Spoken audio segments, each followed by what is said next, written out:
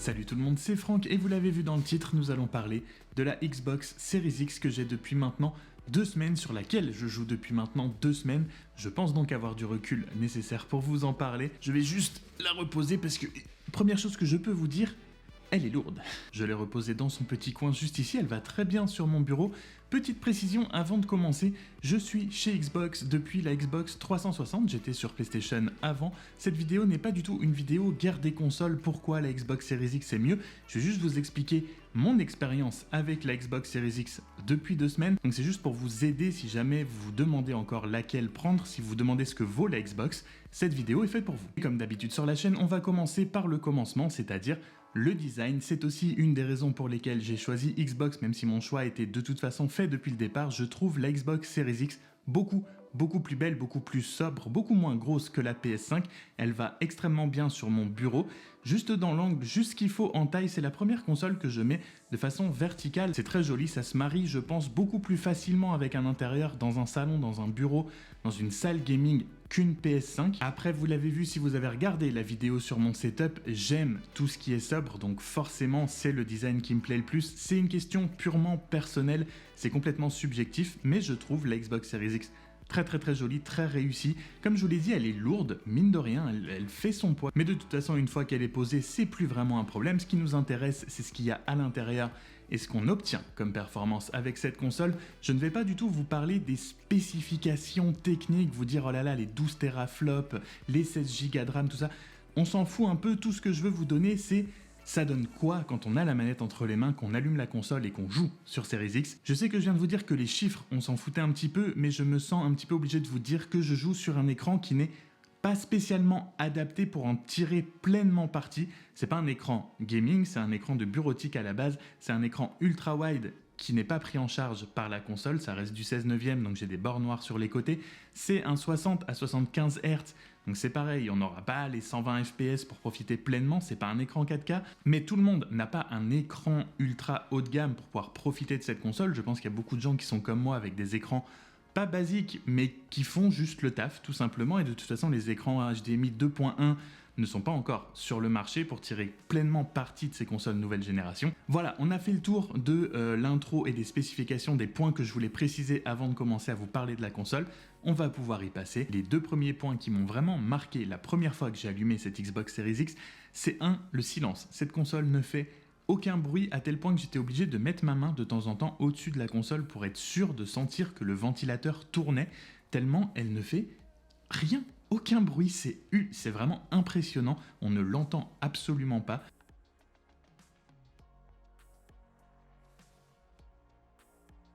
C'est génial, du coup, même si j'ai mon casque sur moi quand je joue, je n'entends pas la console, j'entendais ma vieille Xbox, je viens de Xbox première génération, pour vous situer un petit peu, c'est pour ça que de temps en temps, vous allez peut-être vous dire pourquoi il est aussi extasié alors que la Xbox One X était pas si mal, je viens de Xbox première génération. Mais donc ma vieille console qui était placée presque par terre, je l'entendais 1000 fois plus que ce que j'entends la Xbox Series X qui est juste à côté de moi. Le deuxième point, c'est la vitesse. Je sais qu'ils ont tout basé, la communication, que ce soit Sony ou Microsoft, ils ont basé la com et cette nouvelle génération sur la vitesse, les SSD qu'il y a à l'intérieur de ces consoles, les temps de chargement qui sont vraiment beaucoup plus court, on va en reparler aussi. J'ai dû évidemment passer par tout le process de setup de la console qui se fait via l'application notamment, mais même à ce premier allumage, elle allait très vite et même maintenant, après 2 semaines, à chaque fois que je l'allume, que ce soit un démarrage total, c'est-à-dire quand vous l'arrêtez complètement ou que vous la laissez en veille, ça va tellement vite. Ça va tellement vite et c'est un point qu'on retrouve tout le temps. Tout va très vite. Et évidemment, ces fameux temps de chargement des jeux, oui, c'est ultra visible. Ça n'a absolument rien à voir entre mon ancienne Xbox et la Xbox Series X.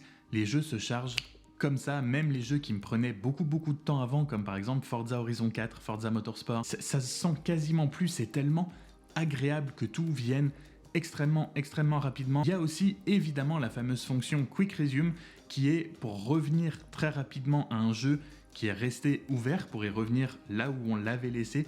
Ça marche aussi très bien, c'est impressionnant d'être dans un jeu, se dire bon ok, j'ai eu ma dose, je vais me faire une petite session d'autre chose avant de quitter, histoire de décompresser. Si vous jouez sur Warzone, vous savez de quoi je parle. Je vais me faire un petit Forza, je vais me faire un petit Steep, je vais me faire un petit coup de Destiny. Vous passez par Quick Resume et en grand maximum 10-15 secondes, vous êtes revenu là où vous aviez laissé le jeu. C'est fou, c'est absolument génial cette vitesse. Je faisais partie des gens qui étaient là. Les temps de chargement, c'est chiant, mais est-ce que c'est vraiment le truc qu'on a envie en premier de se débarrasser? Est-ce que c'est vraiment là-dessus qu'il faut mettre l'accent quand il commençait à parler de vitesse, de SSD, tout ça? Oui. Oui, c'est vraiment absolument génial, c'est plaisant à un point. C'est cool, c'est vraiment cool. Et c'est donc évidemment un des plus gros points forts de cette Xbox Series X avec son SSD, la vitesse, tout simplement. Mais ce n'est pas le seul, puisque j'ai vu évidemment, du fait que je vienne d'une Xbox première génération, un pas graphique que je ne m'attendais pas à voir, et que ce soit sur l'aspect général d'un jeu ou même sur des détails. Comme je vous l'ai dit, j'ai un écran Full HD, j'ai pas un écran 4K, mais tout est beaucoup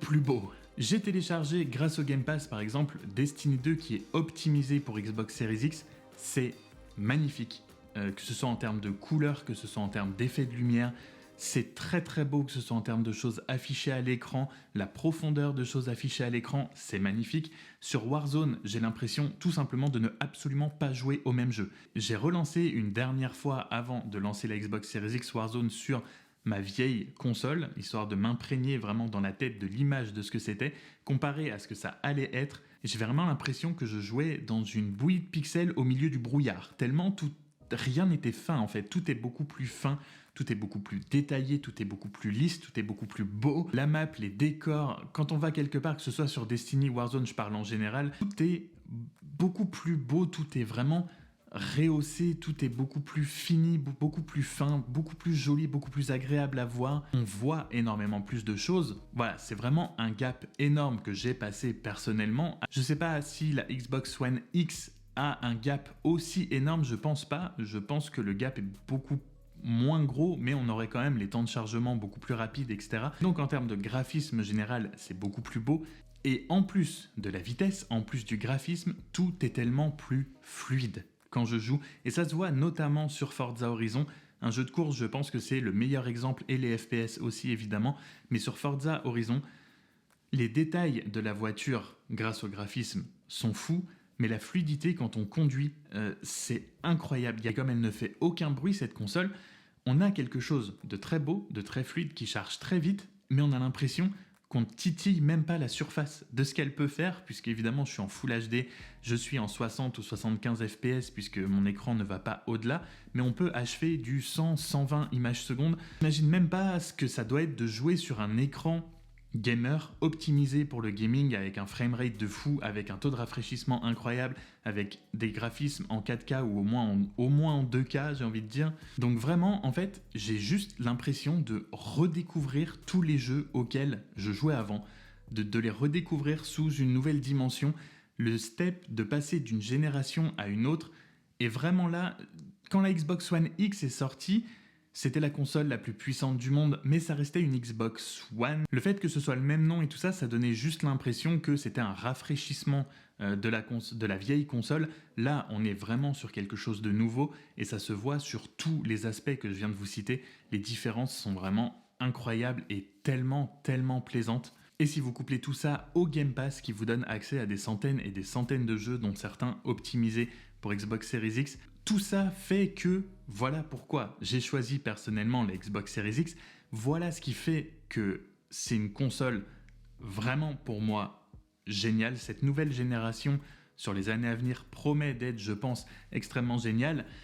Il y a quand même des points faibles, il faut en parler. Oui, par exemple, le Game Pass donne accès à plein de jeux, mais il n'y en a pas beaucoup, des jeux vraiment optimisés pour cette nouvelle génération. D'un côté, c'est bien, puisqu'on a beaucoup de mal à avoir les consoles, donc c'est un peu moins frustrant, je trouve, pour les gens qui n'arrivent pas à avoir la console, pour les gens qui n'arrivent pas à y avoir accès pour le moment. Au moins, on n'a pas l'impression de rater plein de jeux auxquels tout le monde peut jouer, les nouveaux jeux sur les nouvelles générations, les nouvelles licences, les nouveaux machins. Et en même temps, on peut se demander, ok, ouais, j'ai une Xbox Series X, mais j'ai pas grand chose à quoi jouer dessus. Sur PS5, c'est un petit peu la même chose, hein. C'est juste le manque de jeux général, j'ai l'impression, de cette nouvelle génération. Il y a des jeux optimisés, comme j'ai dit, par exemple Destiny 2 ou Forza Horizon 4, qui ont été optimisés pour la Series X et Series S, mais c'est des anciens jeux qui ont juste été optimisés, qui n'ont pas été développés dans l'optique de tirer parti au maximum de cette génération-là. Mais quand on voit ce que donnent justement ces jeux optimisés, on se dit que les nouvelles licences qui vont arriver dans la prochaine ou les 2 prochaines années, qui vont vraiment être faits pour les nouvelles générations, ça risque d'envoyer du bois sévère, surtout quand on aura des écrans HDMI 2.1. Deuxième petit reproche que je pourrais faire à cette Xbox Series X, c'est sa manette. Alors, je suis fan de la manette Xbox, et ce depuis la Xbox 360, mais il y a un bouton en plus, voilà, un bouton Share qui était déjà présent sur la manette de PS4 par exemple, donc c'est cool de l'avoir. On a du grip un petit peu sur les poignées arrière et sur les gâchettes, c'est cool aussi, pourquoi pas. Les croix directionnelles sont, elles, il n'y a rien à voir, c'est 100 000 fois mieux. On a l'impression d'avoir un petit peu les croix directionnelles d'une manette Elite, mais voilà, c'est une manette de Xbox One un petit peu mise à jour, sauce 2021, avec un petit peu de grip en plus, mais quand on voit les différences qu'apporte la manette de PS5 à la PS5, c'est une vraie manette nouvelle génération, on sent qu'il y a un travail énorme qui a été fait dessus. Je me dis que Microsoft doit travailler sur une manette Elite 3, cool, mais c'est encore une manette qui va coûter 150 à 200 €. La manette de la PS5 a connu une évolution énormissime et est fournie avec la console. C'est toujours très ergonomique, c'est toujours très agréable de jouer avec ça, mais si vous avez une vieille manette de Xbox One qui est compatible avec la Series X, vous verrez pas de différence majeure, ça reste la même expérience en main, du moins sur la manette, ça reste la même chose. Et enfin, dernier reproche que je pourrais faire à cette Xbox, il n'y a pas d'USB-C. Quand j'ai dû configurer la console, on m'a demandé de synchroniser la manette avec la console via câble. Ok, sur la manette c'est de l'USB-C, sur la console c'est de l'USB-A. Vous n'avez pas de câble USB-C à USB-A fourni.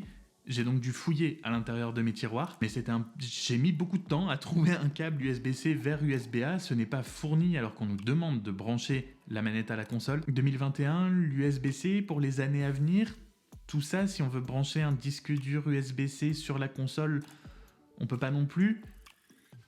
Un peu moyen. J'attends peut-être de mettre à jour mon écran parce que oui, c'était absolument pas prévu, mais du coup, j'envisage très fortement de me pencher sur les écrans gamer pour tirer le meilleur parti de ma console. Le jour où ça arrivera, vous aurez une vidéo sur l'écran que j'aurais choisi pour savoir si c'est un très bon combo avec cette Xbox Series X ou pas. Mais si je devais résumer mon expérience et mes heures de jeu passées sur la Xbox Series X depuis 2 semaines, c'est de la pure joie. C'est-à-dire que ça fait 2 semaines et demie maintenant que je joue sur Xbox Series X et je me réjouis toujours quand je lance n'importe quel jeu. J'ai toujours pour le moment cet effet « Waouh !» Qu'est-ce que ça va vite et qu'est-ce que c'est beau. On est quand même dans un monde maintenant où on s'habitue très très vite aux nouvelles choses.